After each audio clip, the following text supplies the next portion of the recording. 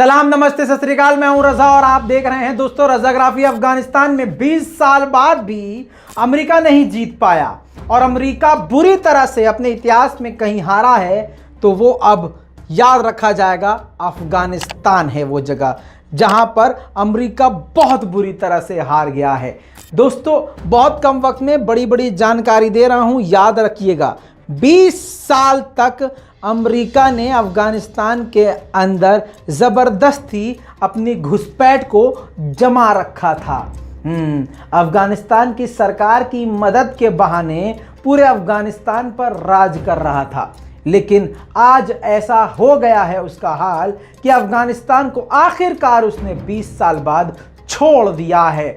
दोस्तों आपको बता दूं कि दूसरे देशों की भी यहाँ पर मिलिट्री मौजूद थी, उन्होंने पहले ही छोड़ दिया इस मुल्क को, अफगानिस्तान को, लेकिन आखिर तक जमे रहने की कोशिश अमेरिका कर रहा था, लेकिन ये कोशिश पूरी तरह से नाकामयाब रही है।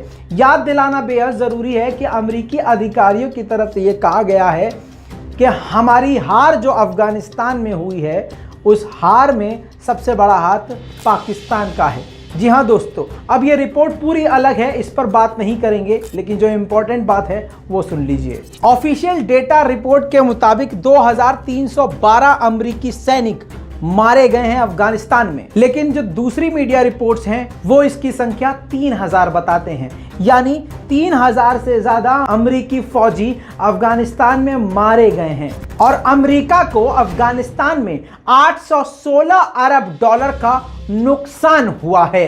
दोस्तों जुमे के दिन बगराम एयरपोर्ट को, अफगानिस्तान के बगराम एयरपोर्ट को अमेरिका ने पूरी तरह से खाली कर दिया। बगराम एयरपोर्ट क्यों है इंपॉर्टेंट? बगराम एयरपोर्ट इसलिए इंपॉर्टेंट है कि इस एयरपोर्ट का इस्तेमाल अमेरिका तालिबान पर हमला करने के लिए और अफगानिस्तान में युद्ध को बढ़ावा देने के लिए इसी एयरपोर्ट का इस्तेमाल करता था, जिसको अब 20 साल बाद पूरी तरह से खाली कर दिया गया है। तालिबान ने इसका पूरी तरह से वेलकम किया है, स्वागत किया है और कहा है कि हमें उम्मीद है कि अफगानिस्तान की ज़मीन पर अब कोई भी अमेरिकी फौजी नहीं होगा।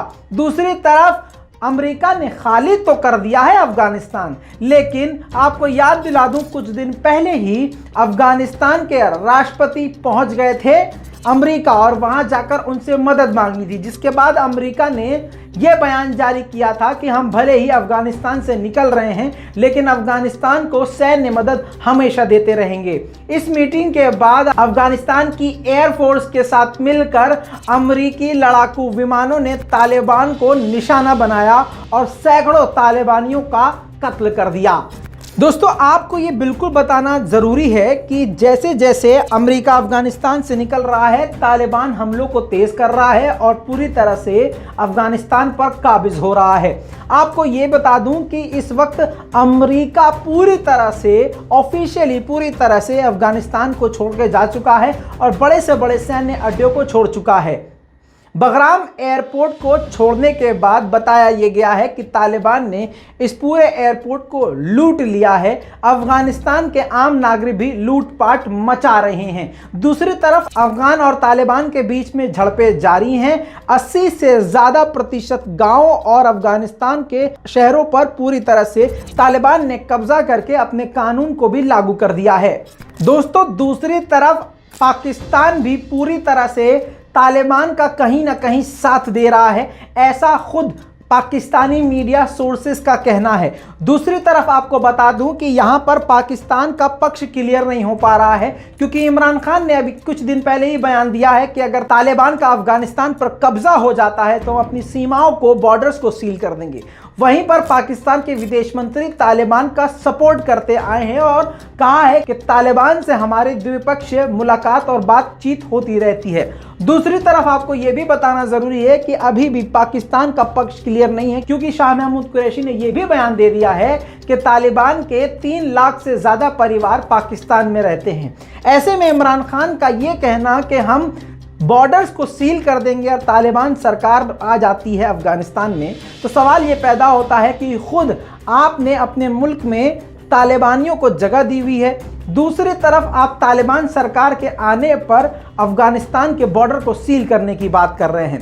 लेकिन इसके ऊपर लोगों का तर्क यह है, पाकिस्तान की तरफ से तर्क यह है कि हम इस्लामी और अपने दीनी नज़रिए से इंसानियत के नाते तालिबान के घर वालों को, महिलाओं और बच्चों को शरण अपने मुल्क में दे रहे हैं। बहरहाल अफगानिस्तान के हालात बेहद खतरनाक हैं और तालिबान जीत की तरफ तेजी से आगे बढ़ रहा है। पाकिस्तान के नागरिक पूरी तरह से तालिबान के साथ हैं और उनकी सोच भी तालिबान के साथ है। लेकिन यह कहना गलत होगा कि पूरे पाकिस्तानी तालिबान के साथ हैं।